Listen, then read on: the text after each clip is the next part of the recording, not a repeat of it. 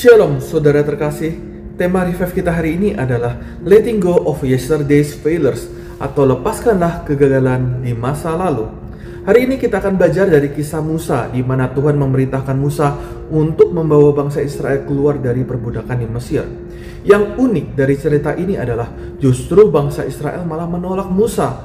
Kisah Para Rasul 7 ayat 35 menuliskan, Musa ini yang telah mereka tolak dengan mengatakan, "Siapakah yang mengangkat engkau menjadi pemimpin dan hakim?"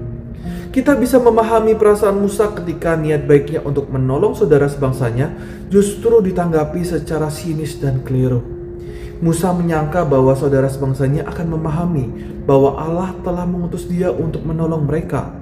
Tetapi ternyata sangkaannya itu salah. Dari kesaksian Stefanus, kita tahu Musa berumur 40 tahun ketika ia membunuh seorang Mesir dan melarikan diri dari hadapan Firaun dan tiba di tanah Midian. Musa pun harus menghabiskan 40 tahun lagi sebelum akhirnya malaikat Tuhan menampakkan diri kepadanya dalam nyala api yang keluar dari semak duri. Musa dari seorang yang dididik dalam segala hikmat orang Mesir, berkuasa dalam perkataan dan perbuatannya, menjadi orang yang bukan siapa-siapa dan menggambarkan kambing domba di padang gurun Midian yang tandus. Sepertinya kita tidak kaget saat Musa menanggapi panggilan Tuhan dengan jawaban, "Tuhan, siapakah aku ini? Bagaimana jika mereka tidak percaya kepadaku? Tuhan, utuslah kiranya siapa saja yang patut kau utus." Musa juga tidak percaya diri dengan berkata, "Ya Tuhan, hamba tidak pandai berbicara. Dulu tidak, sekarang juga tidak. Bahkan sesudah engkau berbicara kepada hamba pun juga tidak." Namun Tuhan menegaskan pribadinya dan kuasanya yang ada padanya. Dialah yang membuat lidah manusia, dialah yang membuat orang bisu atau tuli, melihat atau buta. Tuhan berjanji akan menyertai lidah Musa dan mengajarkan apa yang harus ia katakan. Tuhan juga mengirim Harun baginya sebagai penolong.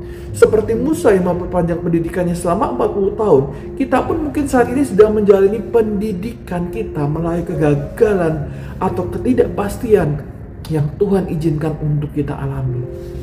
Saudara, jangan terpenjara dengan kegagalan. Percayalah apa yang sedang Tuhan kerjakan dalam diri kita. Seperti Musa yang dididik untuk memiliki hati sebagai hamba yang mempersiapkan dirinya selama 40 tahun sebelum ia memimpin umat Tuhan keluar dari bangsa Mesir ke padang gurun. Musa akhirnya bergerak setelah ia menemukan kekuatan dan kepastian di dalam janji Tuhan kepadanya. Maka kita pun juga dapat menemukan pemulihan dari kegagalan di masa lalu dalam janji-janji Tuhan bagi kita. Jangan terpenjara dengan kegagalan. Percayalah, ada yang Tuhan sedang kerjakan dalam diri kita, dan kita pun sedang belajar dari kegagalan tersebut. Temukan kekuatan di dalam janji-janji Tuhan. Amin. Tuhan Yesus memberkati.